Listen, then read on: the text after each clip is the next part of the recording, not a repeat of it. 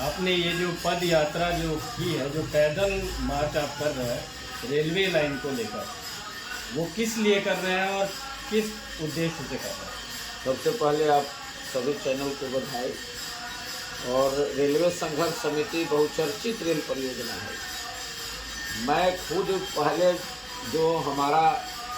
पहले हम लोग जब 2014 में इसका एक मीटिंग किए थे, 2014 से 2025 आ गया, यानी बीच का जो गैपिंग है मैंने 12 साल का, ये आप लगातार इस आंदोलन को रेलवे लाइन के लिए यहाँ के जनता संघर्ष करते रहे। रेलवे संघर्ष समिति तब बनाना पड़ा जब लालू जी ने 2007 में इसका शिलान्यास किया, लेकिन 7 साल बाद काम नहीं लगा तो हम लोगों ने पता लगाया तो कोई कागज पत्र नहीं था, केवल शिलान्यास कर दिए।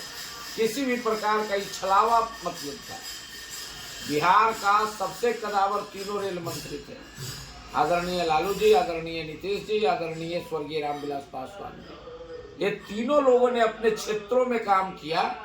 लगा कि जैसे बिहार में तो नेता, बड़े नेता के रूप में इन तीनों का मैं नाम ले रहा हूँ, इन तीनों से जनता का विश्वास उठ गया। फुलवरिया तक लालू जी ने रेल बनाया, नालंदा में रेल का जाल नीतीश कुमार ने बिछा दिया, यहाँ तक कि हाजीपुर में रेलवे हब जहाँ हम जा रहे हैं पद यात्रा करते हुए, रामविलास पासवान का देह ने बना दिया।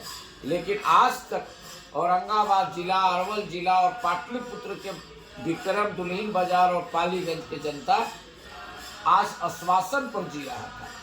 2016 में हम लोग फिर रेलवे जाम किया बिहटा में। वो जाम में करने के बाद हम लोगों को मतलब इस योजना पर कोई मतलब असर नहीं पड़ा और 2017 में इस योजना को बंद कर दिया गया। कोई व्यक्ति आया रेलवे का बड़ा पदाधिकारी, उसने NH 98 उस समय था, आज 143 है, बोला कि ये तो रोड बढ़िया है चलने लगा। आपको बताते चले प्रतिदिन एक्सीडेंट इस रोड पर हो रहा है। इतनी परिस्थिति खराब है आवागमन का कि आदमी जिंदा बच रहा है से दे। आज रेलवे बुलेट ट्रेन की बात मोदी जी कर रहे हैं, वंदे भारत की बात कर रहे हैं और एक करोड़ जनसंख्या पड़ेगा, 4 संसदीय क्षेत्र है और 3 जिला का जुड़ाव है। वहां पर बार 20 करोड़ 25 करोड़, लेकिन लगातार जब बंद हुआ ही तब भी हम लोगों ने आंदोलन को नहीं रोका। आप तो समझिए कि जिस समय से हम लोग काला बाल था उसको उजला कर दिया। लड़ते लड़ते जो परिस्थिति सामने आया 2023 में, जो बजट आया, उस बजट में कुछ आस जगा। इस संघर्ष के बदौलत हम लोग कहे थे कि रेल नहीं तो वोट नहीं। पिछले बार पद यात्रा किए थे, ये चौथी पद यात्रा है, तो लोग मजाक उड़ाता था। आप देख लीजिए, चारों सांसद बेघर हो गए। रामकृपाल जी ने हार गए, चंद्रवंशी जी हार गए, महाबली जी को टिकट ही नहीं मिला और वहां सुशील बाबू हार गए। और नहीं, ये जन जागरण है और ये बताने के लिए है कि आप भी जीते हैं। सुरेंद्र यादव जी जीते हैं जहानाबाद अरवल से, यहाँ से मीसा भारती जीती हैं, वहाँ पर अभय जी जीते हैं और राजाराम जी जीते हैं। ये चारों सांसदों को चुनौती है। जनता ने इनको भेजा है कि रेलवे लाइन को मुद्दा पर ध्वस्त बनाकर, और अगर ये भी नहीं बजट सत्र में उतार सके, 3.5 महीना चला अभी सदन, 3 बार 1.5 महीना, कहाँ गया सुरेंद्र यादव जी के बाद है। इस पर चुनाव जीते हैं कि हम रेलवे लाइन अरवल जिला को देंगे। यहाँ मीसा भारती को जिताया गया, पालीगंज के लोगों ने, दुल्हिन बाजार विक्रम, कहाँ आपने एक बार उठाया। राजा यहाँ पूछना चाहेंगे, रामकृपाल जी भले ही हार गए हो चुनाव, लेकिन संसद में उन्होंने मांग रखी थी। बिल्कुल रखा, प्रत्येक वर्ष रखा, लेकिन जनता ही पूछना चाहती है कि देश के मोदी सरकार में आप मंत्री रहते हैं, क्या आपका बात सुनी नहीं जाती? आप भारतीय जनता पार्टी के इतने बड़े नेता हैं।